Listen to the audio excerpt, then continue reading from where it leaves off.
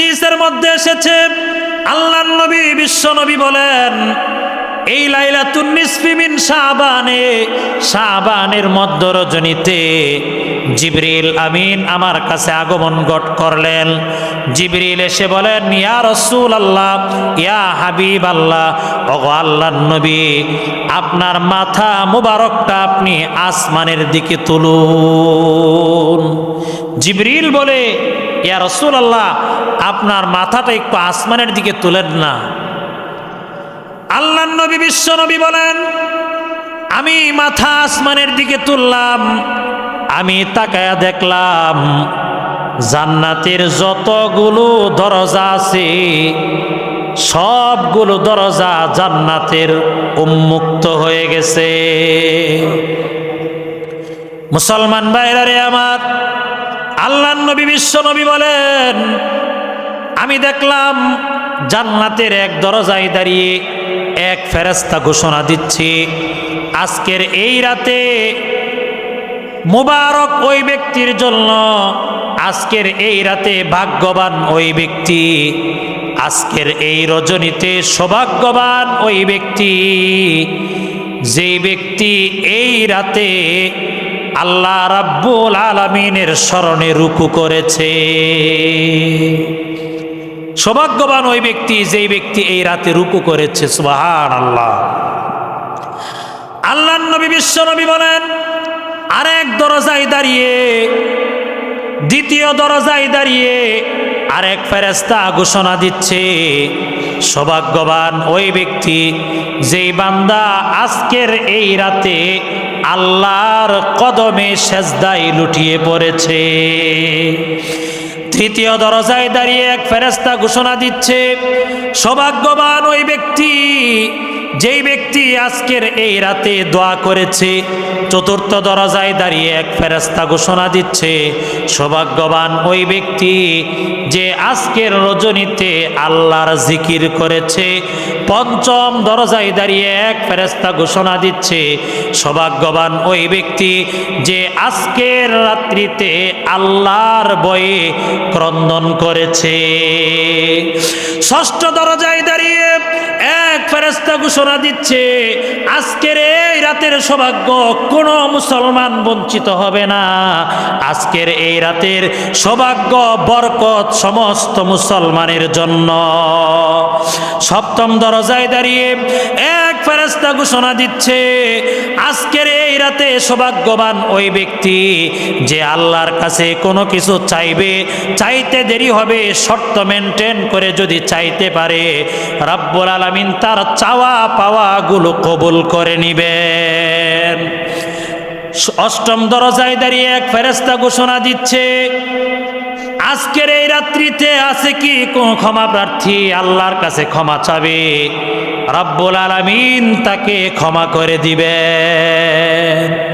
মুসলমান ভাইরা আমার, শুধু তাই না, আল্লাহর নবী বিশ্ব নবী বলেন, জিবরিল আমাকে বলেছেন, আজকের এই রজনীতে যারা আল্লাহর কাছে চাবে, আল্লাহর কাছে গুনাহ মাফ চাবে, রব্বুল আলামিন বনু কালব গোত্রের যতগুলো বকরি আছে তাদের বকরির শরীরে যত পশম আছে, রব্বুল আলামিন এই পশমগুলোর চাইতে বেশি সংখ্যক গুনাহগার মুসলমানদেরকে মাফ করে দিবেন। প্রিয় ভাইরা আমার, এত হাদিস থাকার পরেও এক শ্রেণীর লামাযহাবী গায়রে মুকাল্লিদ এরা শবে বরাতের ফজিলত খুঁজে পায় না। এটা এদের ব্যর্থতা। কথা বলেন ঠিক কিনা? ওই যে বামন মহিলা যেইভাবে কলসির ভিতর থেকে তার হারানো গলার হার খুঁজে পায় না তার হাত খাটো হওয়ার কারণে, ঠিক তেমনিভাবে কোরআন হাদিসের জ্ঞান না থাকার কারণে এরাও লাইলাতুন নিসফি মিন শাবানের ফজিলত কোরআন হাদিসে পায় না। কথা বলেন ঠিক কিনা? প্রিয় ভাইরা আমার, শুধু তাই না, আম্মা জান আয়েশা সিদ্দিকা রাদিয়াল্লাহু তাআলা আনহা থেকে হাদিস বর্ণিত হয়েছে, উম্মুল মুমিনিন আম্মা জান আয়েশা সিদ্দিকা রাদিয়াল্লাহু তাআলা আনহা বলেন, ফাকাতুন নবী সাল্লাল্লাহু আলাইহি ওয়াসাল্লাম যাতা লাইলাতিন, হঠাৎ করে এক রাত্রিতে আমি আল্লাহর নবীকে হারিয়ে ফেললাম। আম্মা জান আয়েশা বলেন, আজকের এই রাতে আল্লাহর নবী আমার ঘরে থাকার শিডিউল ছিল, আমার ঘরে থাকার কথা ছিল, কিন্তু রসুল আমার ঘরে আসলেন, ঘুমিয়ে পড়লাম। হঠাৎ করে আমি আর রসুলকে খুঁজে পাই না। আম্মা জান আয়েশা বলেন, ফা খরাজতু আতলুবুহু, আমি আল্লাহর নবীকে তালাশ করার জন্য বের হয়ে গেলাম। ফাইদা হুয়া বিল বাকিঈ, আমি আল্লাহর নবীকে জান্নাতুল বাকি কবরস্থানে আল্লাহর নবীকে পেয়ে গেলাম। রাফিউন রাসাহু ইলাস সামাই, আল্লাহর নবী জান্নাতুল বাকি কবরস্থানে দুইটা হাত উপরে উঠায়া আল্লাহ রাব্বুল আলামিনের কাছে উম্মতের জন্য দোয়া করতেছে। শাবান মাসের দ্বিতীয় সলাতুল জুমুআ হলো আজকে। গত জুমায় আমি বলেছিলাম শাবান মাস অত্যন্ত গুরুত্বপূর্ণ ফজিলতপূর্ণ একটি মাস। এই মাসে যারা ইবাদত করে রব্বুল আলামিন তাদেরকে সম্মান, মর্যাদা, সমৃদ্ধি, উন্নতি, নেক আমল, আল্লাহর মোহাব্বত এবং ঈমানের নূর আলো দিয়ে রব্বুল আলামিন তাদেরকে রহমত বর্ষণ করেন। এই শাবান মাসের ফজিলত সম্পর্কে একাধিক সাহাবায়ে কেরাম থেকে হাদিস বর্ণিত হয়েছে, কিন্তু অত্যন্ত দুঃখজনক হলেও সত্য, আল্লাহর রসুলের ইন্তেকালের ১৫০০ বছর পরে এসে বর্তমানে ইসলাম এবং মুসলমান বিভ্রান্তির বেড়াজালে আবদ্ধ। ইসলাম ধর্ম যেমন মাজলুম, মুসলমানরাও তেমন মাজলুম, বিভ্রান্তির শিকার। এগুলো শয়তানের ধোঁকা। শয়তান চায় মানুষ যেন ইবাদত করে আল্লাহর প্রিয় হতে না পারে, এটাই শয়তানের চাওয়া। আল্লাহ সুবহানাহু ওয়া তাআলা শয়তানকে যখন অভিশপ্ত করলেন, লানত দিলেন, ওয়া ইন্না আলাইকাল লানাতা ইলা ইয়াউমিদ্দিন, পুনরুত্থান দিবস পর্যন্ত, বিচার দিবস পর্যন্ত শয়তান যখন অভিশপ্ত হয়ে গেল, তখন শয়তান রব্বুল আলামিনের সামনে একটি চ্যালেঞ্জ করেছিল। শয়তান তখন বলেছিল, শয়তানের ওই বক্তব্য রব্বুল আলামিন কোরআন আল কারিমে কুট করে দিয়েছেন, যাতে করে আমরা শয়তানের ধোঁকা থেকে মুক্তি পেতে পারি। শয়তান তখন আল্লাহ রাব্বুল আলামিনের সামনে চ্যালেঞ্জ করেছিল। শয়তান তখন বলেছিল, সুম্মা লাআতিয়ান্নাহুম মিন বাইনি আইদিহিম ওয়া মিন খালফিহিম ওয়া আন আইমানিহিম ওয়া আন শামাইলিহিম।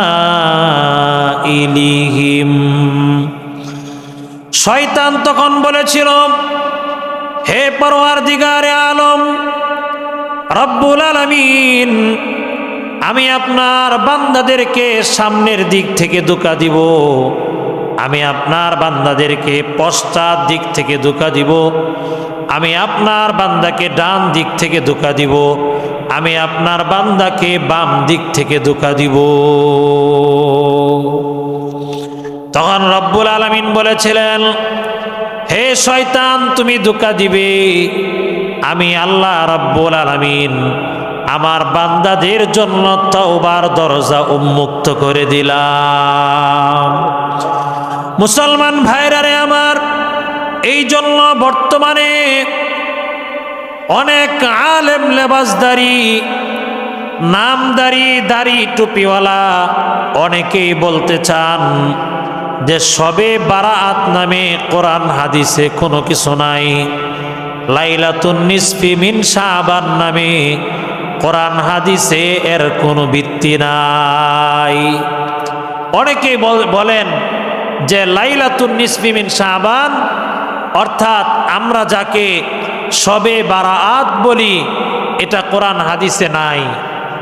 এদের উদ্দেশ্য হলো সরল মনা মুসলমানদেরকে তারা যেন ইবাদত বন্দিগি করে আল্লাহর নৈকট্য অর্জন করতে না পারে।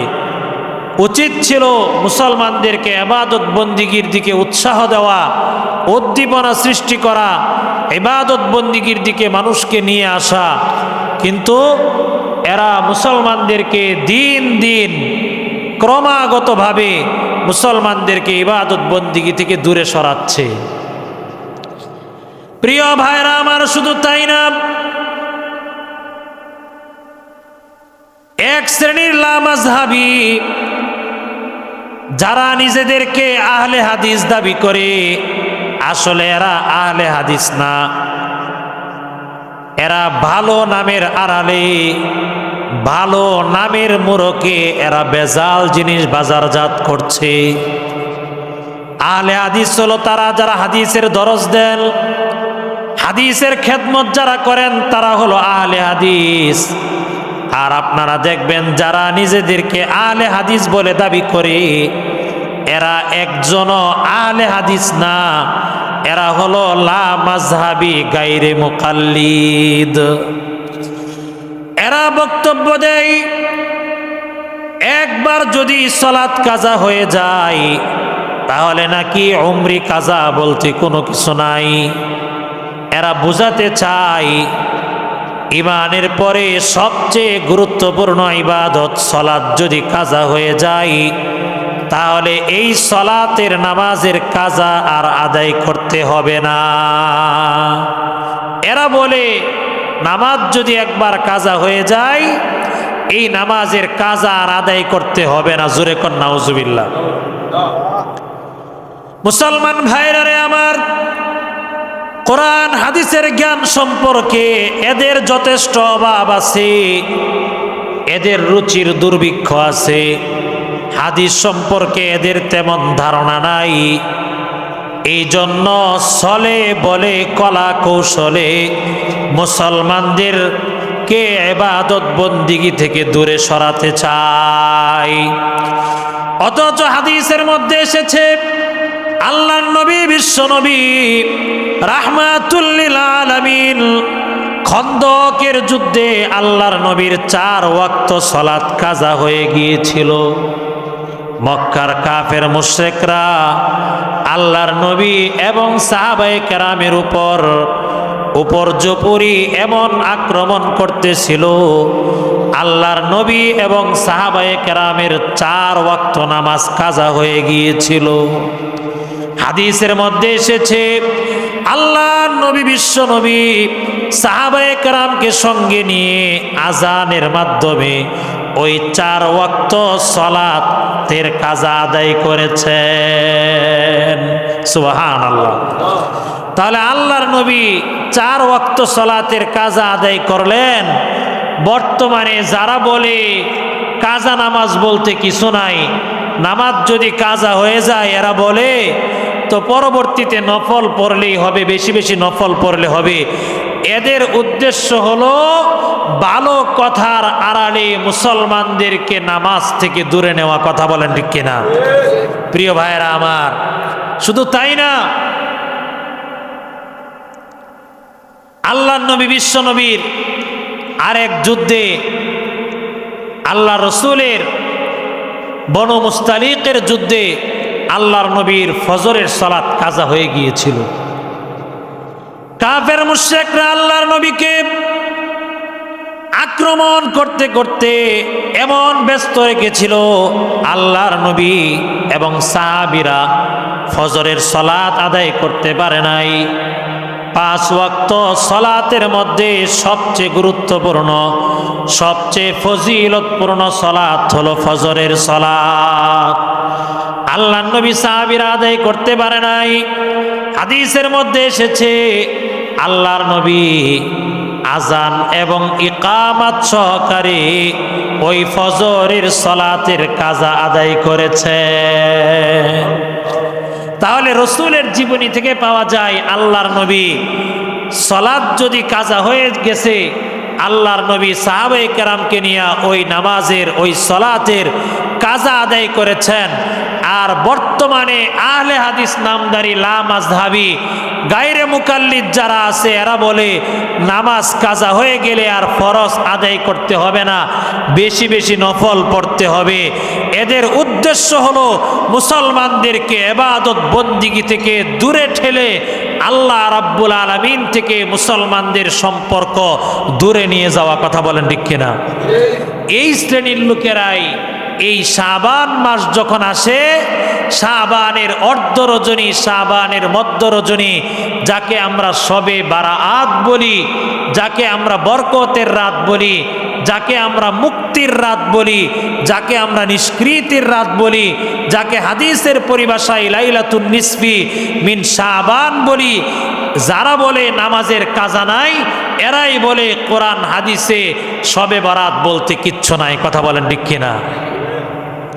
মুসলমান ভাইরা রে আমার, এরা আমাকে আপনাকে ধোঁকা দেয়।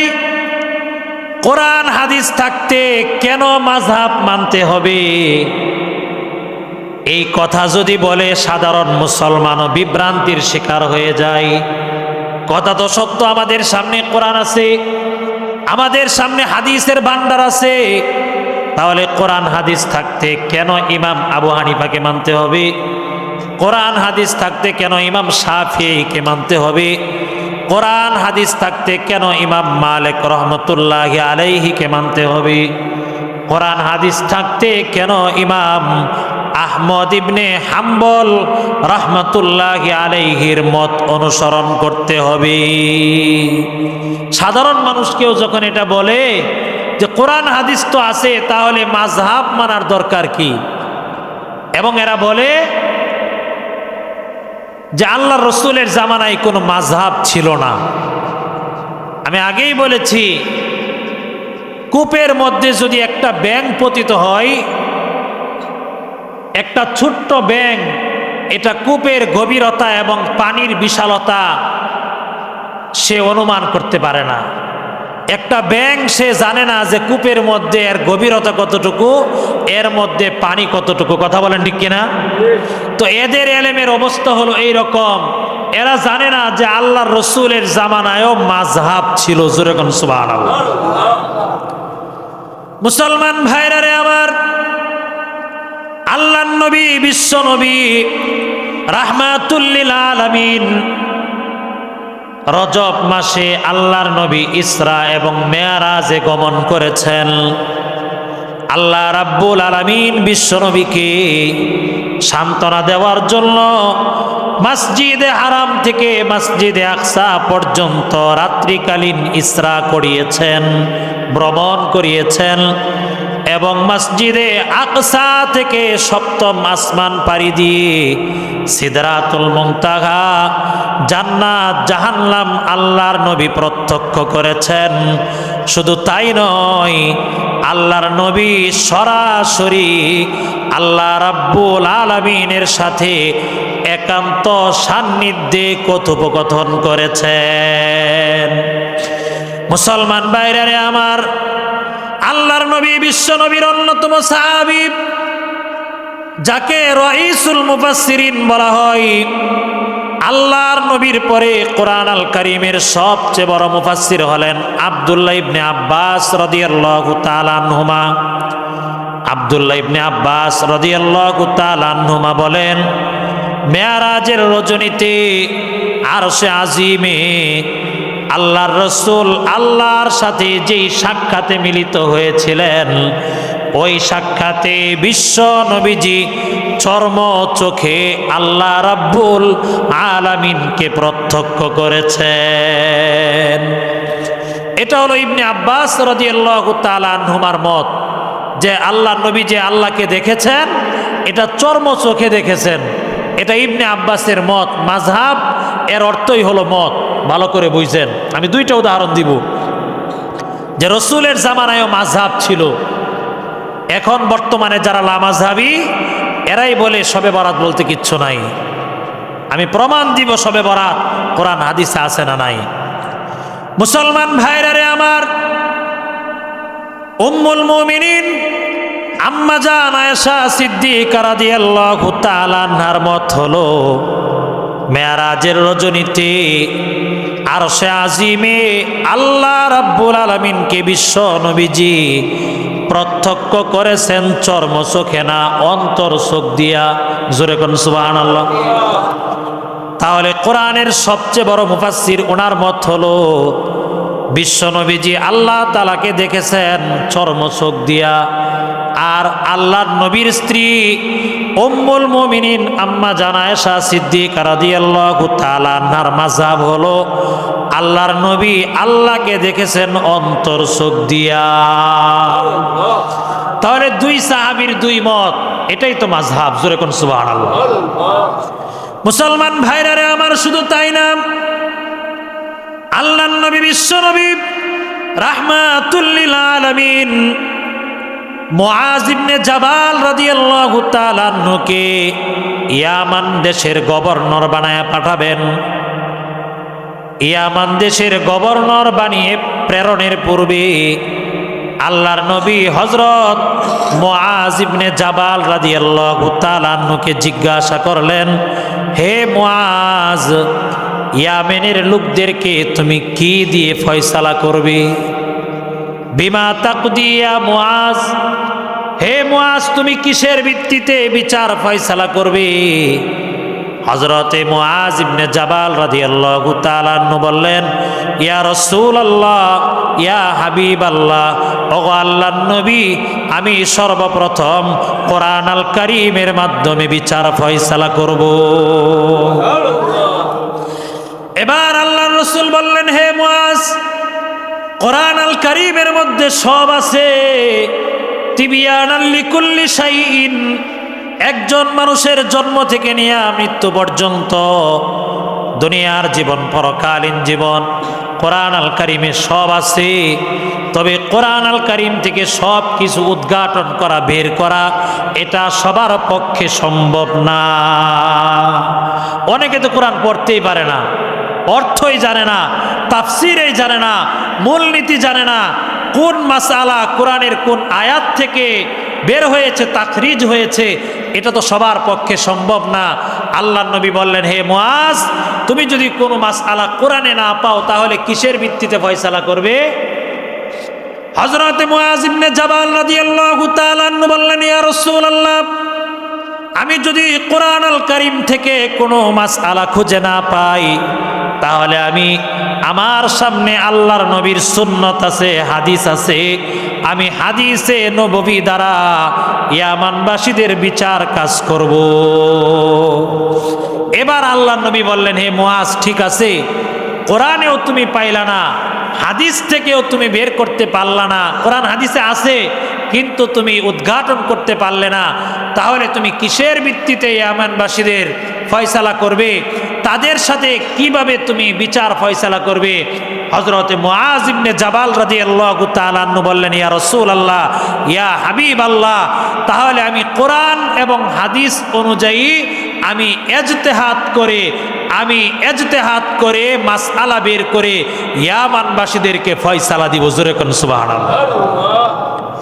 এই যে কোরআন হাদিস থেকে মাসআলা বের করবে ইজতিহাদের মাধ্যমে, এটাই তো মাযহাব। জোরে কোন সুবহানাল্লাহ। তাহলে আল্লাহর রাসূলের জামানায়ও মাযহাব ছিল, আল্লাহর নবীর জামানায়ও কি ছিল ভাই? মাযহাব ছিল।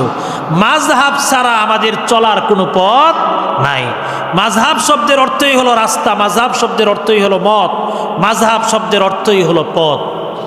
মুসলমান ভাইরা রে আমার, যদি মাযহাব আল্লাহর নবী অপছন্দ করতেন, অস্বীকার করতেন, হযরত মুআজ ইবনে জাবাল রাদিয়াল্লাহু তাআলা আনহু যখন বলেছেন আমি কোরআন হাদিসের ভিত্তিতে ফয়সালা করব, কোরআন হাদিস থেকে ইজতিহাদ করে মাসআলা বের করে এরপর আমি ফয়সালা করব, আল্লাহর নবী তখন অসন্তুষ্ট হন নাই, আল্লাহর নবী খুশি হয়েছেন। হাদিসের মধ্যে এসেছে আল্লাহর নবী হযরত মুআজ ইবনে জাবাল রাদিয়াল্লাহু তাআলা আনহুর বুকের মধ্যে মৃদু আঘাত করেছেন। এইভাবে চাপ দিয়ে এইভাবে মৃদু আঘাত করে আল্লাহর নবী আনন্দিত হয়েছেন।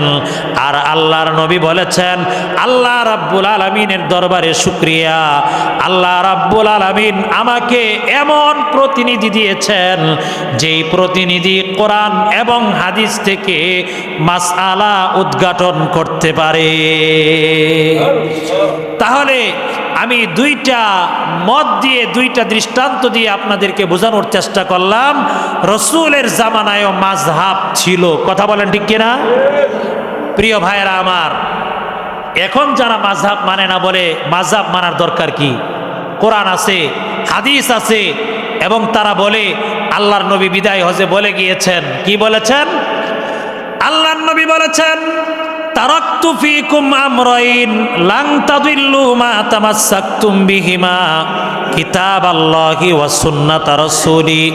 তারা দলিল পেশ করে আল্লাহর নবী বিদায় হজে বলেছেন, হে আমার উম্মতেরা, তোমাদের সামনে দুইটি জিনিস আমি রেখে যাচ্ছি, একটা হলো আল্লাহর কিতাব আল কোরআন আল কারীম, আরেকটা হলো আমার হাদিস।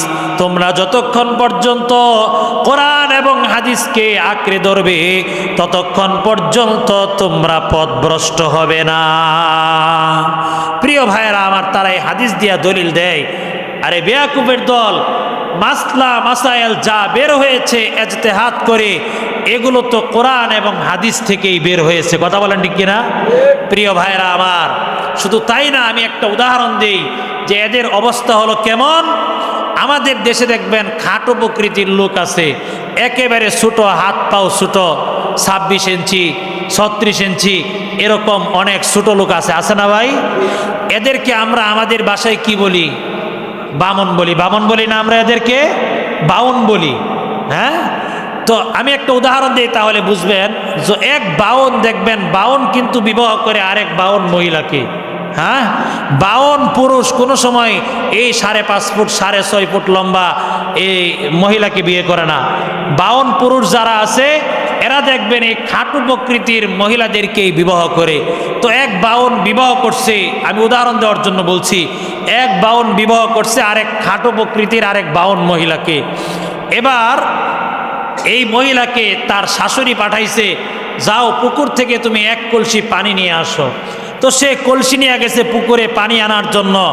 তো বিয়ের সময় তার স্বামীর বাড়ি থেকে তার গলার মধ্যে যেই হাড় দিয়েছিল, কলসি নিয়ে যখন পানির মধ্যে কলসি রাখছে পানি উঠানোর জন্য, তখন হাতের আঘাতে এই হাড়টা ছিঁড়ে এই কলসির মধ্যে পড়ে গেছে।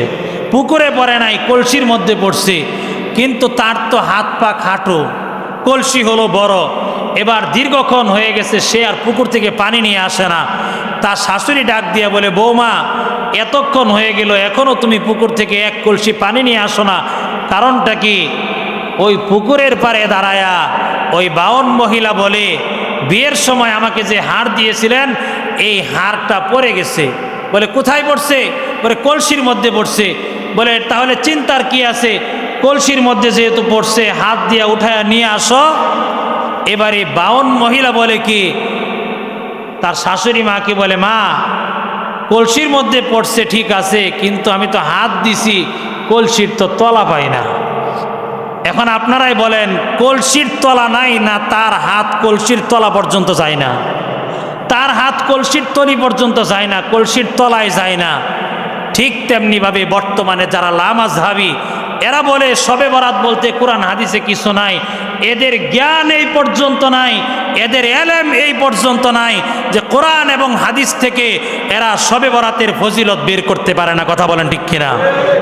বাউন মহিলা যে এইভাবে কলসির মধ্যে হাত দিয়া তার হাড় উঠাইতে পারে না, বলে কলসির তলা নাই, ঠিক তেমনিভাবে এদের এলেমের ব্যুৎপত্তি নাই, এদের এলেমের পাণ্ডিত্যতা নাই, এদের এলেমের গভীরতা নাই। কথা বলেন ঠিক কিনা? মুসলমান ভাইরা রে আমার, রব্বুল আলামিন কোরআনে হাকিমে বলেছেন, হামিম ওয়াল কিতাবিল মুবিন ইন্না আনজালনাহু ফি লাইলাতিম মুবারাকাতিন ইন্না কুন্না মুনজিরিন ফিহা ইউফরাকু কুল্লু আমরিন হাকিম। আল্লাহ রাব্বুল আলামিন কোরআনে বলেছেন হামিম ওয়াল কিতাবিল মুবিন, সুস্পষ্ট কিতাবের কসম। রব্বুল আলামিন শপথ করে কসম করে বলেন ইন্না আনজালনাহু ফি লাইলাতিম মুবারাকাতিন, নিশ্চয়ই আমি আল্লাহ এই কোরআনকে বরকতময় রজনীতে নাজিল করেছি। প্রিয় ভাইরা আমার, প্রখ্যাত মুফাসসির ইকরামা রাহিমাহুল্লাহু তাআলা বলেন রব্বুল আলামিন সূরা দুখানের মধ্যে যে লাইলাতুন মুবারাকাতুন এর কথা বলেছেন, এই রাতটা হলো শাবানের মধ্য রজনী, লাইলাতুন নিসফি মিন শাবান, যাকে আমাদের দেশের পরিভাষায় আমরা বলি শবে বরাত। জোরে কোন সুবহান। অনেক মুফাসসির বলেছেন এই রাতটা হলো রমাজানুল মুবারকে লাইলাতুল কদরের রাত। লাইলাতুল বারাআত হোক আর লাইলাতুল কদর হোক, এই দুই রাতেই আল্লাহ রাব্বুল আলামিনের কাছে বড় দামি রাত। বড় দামি রাত হলো এই দুই রাত। মুসলমানের সন্তানরা বিভিন্ন নাইট উদযাপন করে, বিভিন্ন রাত উদযাপন করে, বিভিন্ন বিধর্মীদের কৃষ্টি কালচার অনুসরণ করে 31st নাইট মুসলমানের সন্তান উদযাপন করে। অথচ রব্বুল আলামিন মুসলমানদেরকে উদযাপন করার জন্য লাইলাতুল বারাআতের বরকতময় নাইট আল্লাহ রাব্বুল আলামিন দান করেছেন। এটা এমন ফজিলতের রাত, এমন গুরুত্বপূর্ণ রাত, হাদিসের মধ্যে এসেছে লাইলাতুন নিসফি মিন শাবান, অর্থাৎ শাবানের অর্ধ রজনীতে, শাবানের মধ্য রজনীতে এই রাতে আগামী 1 বছর যারা দুনিয়াতে আগমন করবে, যারা জন্ম লাভ করবে, আগামী 1 বছর যারা দুনিয়া থেকে বিদায় নিয়ে মৃত্যুবরণ করবে, আগামী 1 বছর কি পরিমাণ বৃষ্টি হবে, আগামী 1 বছর কি পরিমাণ রিজিক মানুষ লাভ করবে, এই সব কিছুর ফয়সালা লাইলাতুল বারাতে আল্লাহ রাব্বুল আলামিন দান করেন। মুসলমান ভাইরা রে আমার, শুধু তাই না, হাদিসের মধ্যে এসেছে আল্লাহর নবী বিশ্ব নবী বলেন এই লাইলাতুন নিসফি মিন শাবানে, শাবানের মধ্য রজনীতে জিবরিল আমিন আমার কাছে আগমন করলেন। জিবরিল এসে বলেন ইয়া রাসূলুল্লাহ, ইয়া হাবিবাল্লাহ, ওগো আল্লাহর নবী, আপনার মাথা মুবারকটা আপনি আসমানের দিকে তুলুন। জিবরিল বলে ইয়া রাসূলুল্লাহ, আপনার মাথাটা একটু আসমানের দিকে তুলেন না। আল্লাহর নবী বিশ্ব নবী বলেন আমি মাথা আসমানের দিকে তুললাম, আমি তাকায়া দেখলাম জান্নাতের যতগুলো দরজা আছে সবগুলো দরজা জান্নাতের উন্মুক্ত হয়ে গেছে। মুসলমান ভাইরা রে আমার, আল্লাহর নবী বিশ্ব নবী বলেন আমি দেখলাম জান্নাতের এক দরজায় দাঁড়িয়ে এক ফেরেশতা ঘোষণা দিচ্ছে আজকের এই রাতে মুবারক ওই ব্যক্তির জন্য, আজকের এই রাতে ভাগ্যবান ওই ব্যক্তি, আজকের এই রজনীতে সৌভাগ্যবান ওই ব্যক্তি, যে ব্যক্তি এই রাতে আল্লাহ রাব্বুল আলামিনের শরণে রুকু করেছে। সৌভাগ্যবান ওই ব্যক্তি যেই ব্যক্তি এই রাতে রুকু করেছে। সুবহানাল্লাহ। আল্লাহর নবী বিশ্ব নবী বলেন আরেক দরজায় দাঁড়িয়ে, দ্বিতীয় দরজায় দাঁড়িয়ে আরেক ফেরেশতা ঘোষণা দিচ্ছে সৌভাগ্যবান ওই ব্যক্তি যেই বান্দা আজকের এই রাতে আল্লাহর কদমে সেজদায় লুটিয়ে পড়েছে। তৃতীয় দরজায় দাঁড়িয়ে এক ফেরেশতা ঘোষণা দিচ্ছে সৌভাগ্যবান ওই ব্যক্তি যেই ব্যক্তি আজকের এই রাতে দোয়া করেছে, চতুর্থ দরজায় দাঁড়িয়ে এক ফেরেশতা ঘোষণা দিচ্ছে, সৌভাগ্যবান ওই ব্যক্তি যে আজকের রজনীতে আল্লাহর জিকির করেছে। পঞ্চম দরজায় দাঁড়িয়ে এক ফেরেশতা ঘোষণা দিচ্ছে, সৌভাগ্যবান ওই ব্যক্তি যে আজকের রাত্রিতে আল্লাহর ভয়ে ক্রন্দন করেছে। ষষ্ঠ দরজায় দাঁড়িয়ে এক ফেরেশতা ঘোষণা দিচ্ছে, আজকের এই রাতের সৌভাগ্য কোনো মুসলমান বঞ্চিত হবে না। আজকের এই রাতের সৌভাগ্য বরকত সমস্ত মুসলমানের জন্য। সপ্তম দরজায় দাঁড়িয়ে এক ফেরেশতা ঘোষণা দিচ্ছে, আজকের এই রাতে সৌভাগ্যবান ওই ব্যক্তি যে আল্লাহর কাছে কোনো কিছু চাইবে, চাইতে দেরি হবে, শর্ত মেনটেন করে যদি চাইতে পারে, রব্বুল আলামিন তার চাওয়া পাওয়াগুলো কবুল করে নিবেন। অষ্টম দরজায় দাঁড়িয়ে এক ফেরেশতা ঘোষণা দিচ্ছে, আজকের এই রাত্রিতে আছে কি কোন ক্ষমা প্রার্থী আল্লাহর কাছে ক্ষমা চাবে, রব্বুল আলামিন তাকে ক্ষমা করে দিবেন। মুসলমান ভাইরা আমার, শুধু তাই না, আল্লাহর নবী বিশ্ব নবী বলেন, জিবরিল আমাকে বলেছেন, আজকের এই রজনীতে যারা আল্লাহর কাছে চাবে, আল্লাহর কাছে গুনাহ মাফ চাবে, রব্বুল আলামিন বনু কালব গোত্রের যতগুলো বকরি আছে, তাদের বকরির শরীরে যত পশম আছে, রব্বুল আলামিন এই পশমগুলোর চাইতে বেশি সংখ্যক গুনাহগার মুসলমানদেরকে মাফ করে দিবেন। প্রিয় ভাইরা আমার, এত হাদিস থাকার পরেও এক শ্রেণীর লামাযহাবী গায়রে মুকাল্লিদ এরা শবে বরাতের ফজিলত খুঁজে পায় না। এটা এদের ব্যর্থতা। কথা বলেন ঠিক কিনা? ওই যে বামন মহিলা যেইভাবে কলসির ভিতর থেকে তার হারানো গলার হার খুঁজে পায় না তার হাত খাটো হওয়ার কারণে, ঠিক তেমনিভাবে কোরআন হাদিসের জ্ঞান না থাকার কারণে এরাও লাইলাতুন নিসফি মিন শাবানের ফজিলত কোরআন হাদিসে পায় না। কথা বলেন ঠিক কিনা? প্রিয় ভাইরা আমার, শুধু তাই না, আম্মা জান আয়েশা সিদ্দিকা রাদিয়াল্লাহু তাআলা আনহা থেকে হাদিস বর্ণিত হয়েছে, উম্মুল মুমিনিন আম্মা জান আয়েশা সিদ্দিকা রাদিয়াল্লাহু তাআলা আনহা বলেন, ফাকাতুন নবী সাল্লাল্লাহু আলাইহি ওয়াসাল্লাম যাতা লাইলাতিন, হঠাৎ করে এক রাত্রিতে আমি আল্লাহর নবীকে হারিয়ে ফেললাম। আম্মা জান আয়েশা বলেন, আজকের এই রাতে আল্লাহর নবী আমার ঘরে থাকার শিডিউল ছিল, আমার ঘরে থাকার কথা ছিল, কিন্তু রাসূল আমার ঘরে আসলেন, ঘুমিয়ে পড়লাম, হঠাৎ করে আমি আর রাসূলকে খুঁজে পাই না।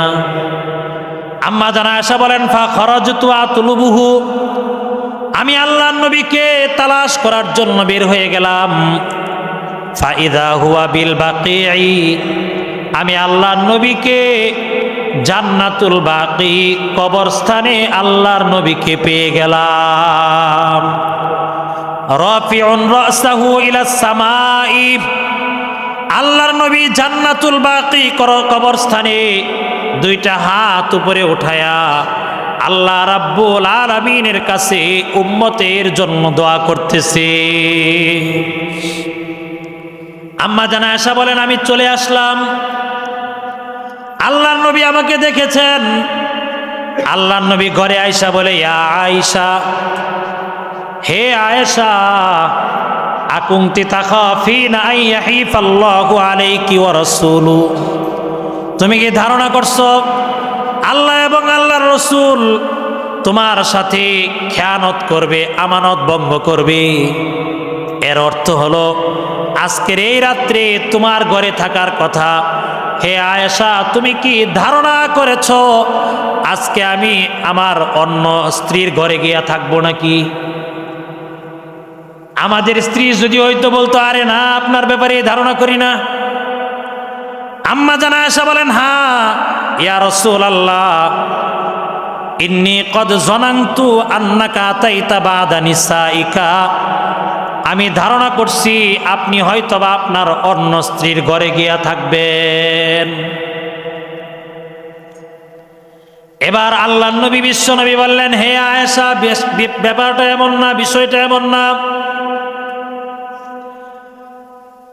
এই রাতটা এমন গুরুত্বপূর্ণ রাত, এই রাতটা এমন ফজিলতপূর্ণ রাত।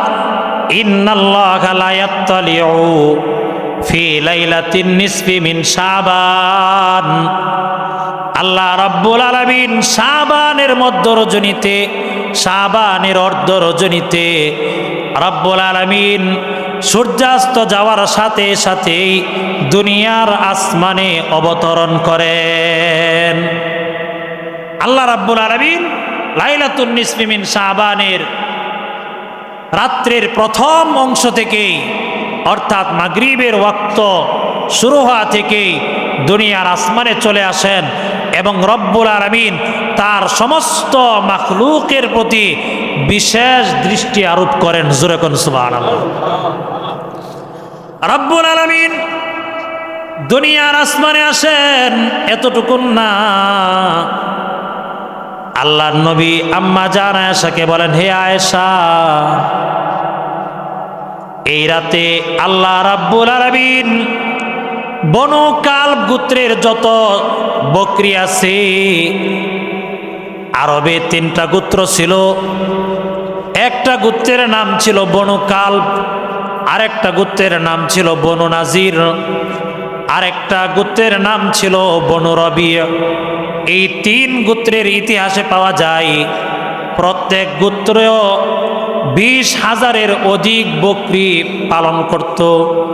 আল্লাহ নবী বলেন, এদের বংশে, এদের গোত্রে যত বকরি আছে, এই বকরির শরীরে যত পশম আছে, রব্বুল আলামিন এত সংখ্যক পশমের চাইতেও বেশি সংখ্যক ব্যক্তিকে আল্লাহ মাফ করে দেন। প্রিয় ভাইরা আমার, এজন্য এই লাইলাতুন নিসফি মিন শাবান এটা অবশ্যই ফজিলত এবং বরকতের রাত। কথা বলেন ঠিক কিনা? এরা বলে যে শবে বরাত বলতে কোরআন হাদিসে কিছু নাই। কথা সত্য, মতলব খারাপ। কালিমাতু হাক্কিন উরিদা বিহাল বাতিল। কথা সত্য কিন্তু মতলব খারাপ। শবে বরাত বলতে তো কোরআন হাদিসে কিছু নাই, কথা ঠিকই আছে। সব এটা ফার্সি শব্দ। এটা কি শব্দ ভাই? ফার্সি শব্দ, ভালো করে বুঝছেন। সব এটা ফার্সি শব্দ, আর বারাত এটা আরবি শব্দ। তো কোরআন নাজিল হয়েছে আরবি ভাষায়, কোরআনে তো ফার্সি শব্দ থাকবে না, এটাই স্বাভাবিক। কথা বলেন ঠিক কিনা? তো এরা বলে শবে বরাত বলতে কোরআনে কিছু নাই, কথা তো ঠিকই আছে। কথা সত্য কিন্তু মতলব খারাপ। কোরআন হাদিসে ফার্সি শব্দ থাকবে না। হাদিসের মধ্যে আসছে লাইলাতুন নিসফি মিন শাবান, শাবানের অর্ধ রজনী, এটাই তো শবে বরাত। সুবহানাল্লাহ। কোরআনে এসেছে লাইলাতুন মুবারাকা। ইকরামা রাহিমাহুল্লাহ তাআলা তাফসীর করেছেন লাইলাতুন মুবারাকা হলো শবে বরাত। সুবহানাল্লাহ। মুসলমান ভাইরারে আমার, এদের উদ্দেশ্য হলো চলে বলে কলা কৌশলে আমাদেরকে ইবাদত থেকে দূরে সরাইতে পারে কিনা। এমনি মুসলমান ইবাদত করে না, আর এদের উদ্দেশ্য হলো এটা জায়েজ নাই, ওইটা জায়েজ নাই, এটা বিদআত ইত্যাদি কথা বলে। আপনারা আসার পূর্বে আমি বলেছি, যারা বলে শবে বরাত বলতে কিছু নাই, এরাই বলে উমরি কাজা, কাজা নামাজ বলতে কিছু নাই। জোরে কর নাউজুবিল্লাহ। অথচ আল্লাহর নবী খন্দকের যুদ্ধে আযান ইকামত সহকারে 4 ওয়াক্ত নামাজের কাজা আদায় করেছেন। সুবহানাল্লাহ। রাসূল আরেক যুদ্ধে ফজরের নামাজের কাজা আদায় করছেন। তাহলে কাজা নামাজ বলতে যদি কিছু না থাকতো, তাহলে আল্লাহর নবী কি সাহাবায়ে কেরামকে নিয়ে কাজা নামাজ আদায় করতেন? করতেন না। ঠিক তেমনি ভাবে এরা বলে যে শবে বরাত কিচ্ছু নাই। প্রিয় ভাইয়েরা আমার, আমরা উম্মতে মুহাম্মদী, আমরা যাতে করে প্রান্তিকতার শিকার না হই, আমরা যাতে করে অতি বাড়াবাড়ি, অতি সারাসারি। আমাদের দেশে অবস্থা এমন হয়েছে যে ইসলাম এবং মুসলমান দুইটাই মাজলুম, দুটোটাই জুলুমের শিকার। ইসলাম যেরকম জুলুমের শিকার, মুসলমান তেমন জুলুমের শিকার। আমরা কোরআন হাদিসের কথা যেই বলে, এই ব্যক্তির ভিতরে এলেম কালাম আছে কিনা, পড়ালেখা আছে কিনা, এই ব্যক্তির থেকে কোরআন হাদিসের জ্ঞান নেওয়া যাবে কিনা আমরা এগুলো চিন্তা করি না। বড় হুজুর, মাথায় পাগড়ি আছে, টুপি আছে, বিশাল জুব্বা, পেট এরকম লম্বা, দেখতে তো ভালোই দেখা যায়, এত বিশাল বড় হুজুর, হুজুর বলছে, এটা কি আবার ভুল হইতে পারে কিনা? আমাদের দেশের সরল মানা মুসলমানদের অবস্থা হলো এই রকম। প্রিয় ভাইরা আমার, এই জন্য বিভিন্ন ভ্রান্ত গোষ্ঠী আমাদের ঈমান ধ্বংস করে। যেমন হিজবুত তাওহীদ, আমাকে এক ভাই মেসেজ করেছিলেন, হিজবুত তাওহীদ নামে একটা সংগঠন আছে, হিজবুত তাওহীদ বিনা দলিলে আগা গোড়া এরা কাফের। এরা কি ভাই? কাফের। মানে হুজুর এত কঠিন কথা বললেন? হ্যাঁ, কঠিন কথা বললাম। কেন বললাম? এদের একটা মতবাদের কথা বলি। এদের একটা মতবাদ হলো এই পৃথিবীতে যত ধর্ম আছে সব ধর্মই সঠিক। জোরে কর নাউজুবিল্লাহ। সব ধর্মই নাকি সঠিক, এবং বলে যে কোনো ব্যক্তি যে ধর্মের অনুসরণ করুক না কেন সে মুক্তি পাবে। জোরে কর নাউজুবিল্লাহ। আল্লাহর কোরআন বলে কি আর এরা বলে কি? আল্লাহর কোরআন বলে ইন্নাদ-দীনা ইনদাল্লাহিল ইসলাম, রব্বুল আলামিনের কাছে একমাত্র গ্রহণযোগ্য ধর্ম হলো ইসলাম। জোরে কোন সুবহানাল্লাহ। আল্লাহর কোরআন বলে ওয়ামাই ইয়াবতাগি গায়রাল ইসলামি দীনান ফালাই ইউকবালা মিনহু, ইসলাম ব্যতীত যারা অন্য ধর্ম অনুসরণ করবে রব্বুল আলামিন তাদের ধর্মগুলো গ্রহণ করবেন না।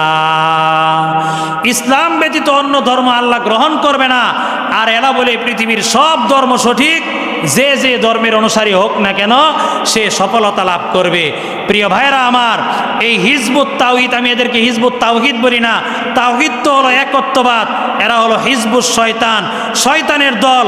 লা মাযহাবী যারা আছে এরা নিজেদেরকে নাম দেয় আহলে হাদিস, এরা হাদিস অনুসরণ করে না, এরা হলো গায়রে মুকাল্লিদ।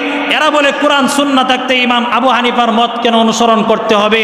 আরে বেয়াকুফ, তুই তো কোরআন দেখেই পড়তে পারস না, কোরআন এবং হাদিস থেকে তুই মাসআলা বের করবে, আমল করবে কিভাবে? কথা বলেন ঠিক কিনা? এই জন্য ভাইরা আমার, আমি বলেছি সাহাবায়ে কেরামের জামানায় মাযহাব ছিল, আল্লাহর নবী মাযহাবকে সমর্থন করেছেন। সুবহানাল্লাহ। এই জন্য মাযহাব অনুসরণ করা ব্যতীত মুক্তির কোনো রাস্তা নাই। কথা বলেন ঠিক কিনা? এই জন্য আমরা যাতে করে প্রান্তিকতার শিকার না হই। যারা বলে শবে বরাত মানেই হলো একেবারে সন্ধ্যা থেকে নিয়ে ফজর পর্যন্ত হালুয়া রুটির খাওয়ার বিশেষ আয়োজন হবে, মসজিদে বিশাল খিচুড়ির ডেক একটা বসানো হবে, একটা বিরিয়ানির ডেক বসানো হবে, সারা এলাকায় বিরিয়ানির সেন্টে একেবারে সব মানুষ পাগল হয়ে যাবে। মহিলাদেরকে কাজে লাগায় দেয় সকাল থেকে যে হালুয়ার রুটি বানাও, এর নাম শবে বরাত না। ঠিক তেমনিভাবে অনেক জায়গায় আলোকসজ্জা করে, অনেক জায়গায় বিশাল বিশাল গেট নির্মাণ করে, এগুলো শবে বরাত না, এগুলো অতি বাড়াবাড়ি। আর যারা বলে শবে বরাত বলতে কিচ্ছু নাই, এশার নামাজ পড়ে চলে যায়, আবার আইসা ফজর পরে বাড়িতেও ইবাদত করে না, মসজিদেও ইবাদত করে না, এরা হলো অতি সারাসারি। কথা বলেন ঠিক কিনা? আমরা অতি বাড়াবাড়িও করব না, অতি ছাড়াছাড়িও আমরা করব না, কোনো প্রকার প্রান্তিকতার শিকার আমরা হব না। ওয়া কাযালিকা জাআলনাকুম উম্মাতান ওয়াসাতা, আল্লাহ বলেছেন আমি উম্মতে মুহাম্মদীকে মধ্যমপন্থী উম্মত বানিয়েছি। জোরে কোন সুবহানাল্লাহ। এই জন্য আমরা বাড়াবাড়িও করব না, ছাড়াছাড়িও করব না। এটাও বলবো না যে শবে বরাত মানে হলো একেবারে সারা রাত ইবাদত বন্দেগী করা, একেবারে নির্গুম থেকে যদি কেউ করতে পারেন আলহামদুলিল্লাহ ভালো, যেহেতু এই রাতের ফজিলত আছে। আবার এটাও বলবো না যে শবে বরাত বলতে কিচ্ছু নাই, শবে বরাত এটা বিদআত। যারা বলে শবে বরাত বিদআত, এরা যেরকম ভ্রান্তির মধ্যে আছে। যারা বলে শবে বরাত মানে হলো সন্ধ্যা থেকে একেবারে ফজর পর্যন্ত হালুয়া রুটির আয়োজন, বিরিয়ানির আয়োজন, আলোকসজ্জা করা, সারা শহর ঘুরে বেড়ানো, এরাও বিভ্রান্তির মধ্যে আছে। কথা বলেন ঠিক কিনা? এই জন্য ভাইয়েরা আমার, আগামী মঙ্গলবার, আজকে শুক্রবার, শনিবার, রবিবার, সোমবার, মঙ্গলবার সূর্যাস্ত যখন হয়ে যাবে, ওই সূর্যাস্ত থেকে নিয়ে ফজরের ওয়াক্ত আসার আগ পর্যন্ত এটা হলো লাইলাতুন নিসফি মিন শাবান, শাবানের সময়। এই রাত রব্বুল আলামিনের কাছে বড় দামি রাত, এই রাত আল্লাহর কাছে বড় প্রিয় রাত। এই রাতে রব্বুল আলামিন দুনিয়ার আসমানে আয়েশা বলেন, আলা আমি মুস্তাগফিরিন ফাআগফির আলা, আছে কি কোনো ক্ষমা প্রার্থী? আমি আল্লাহর কাছে ক্ষমা চাবে, আমি আল্লাহ তাকে মাফ করে দিব। আর একটু জোরে কর না সুবহানাল্লাহ। আল্লাহ রাব্বুল আলামিন আয়েশা বলেন, আলা মিন মুস্তারজিকিন ফাআরজুকা, আছে কি কোনো রিজিকের অভাবে, রিজিকের অভাব বুক করে, রিজিকের অভাবী কেউ আছে, ফাআরজুকা, আমি আল্লাহ তাকে রিজিকের ফয়সালা করে দিব। আলা মুবতালান ফাআফিয়া, আল্লাহ আয়েশা বলেন, আছে কি কোনো বিপদগ্রস্ত ব্যক্তি আমার কাছে মুক্তি চাবে, আমি আল্লাহ তাকে বিপদ থেকে মুক্তি দান করব। আলা কাজা হাত্তা ইয়াতলু আল ফাজর, এইভাবে আল্লাহ তাআলা এক একটা বস্তুর নাম নিয়া প্রথম আসমানে আয়েশা আমাকে আপনাকে ডাকতে থাকে। সুতরাং এই বরকতময় রজনী থেকে যাতে করে আমরা মাহরুম না হই, আমরা বঞ্চিত না হই, আমরা কারো কথা শুনবো না, এই রাতের ফজিলত কোরআন হাদিসে আছে না নাই? আছে। সুতরাং এই রাতকে আমরা হেলাই খেলাই কাটাবো না আল্লাহর ইবাদতে কাটাবো? ইবাদতে কাটাবো। রব্বুল আলামিন আমাদেরকে তৌফিক দান করেন, জোরে কোন আমিন।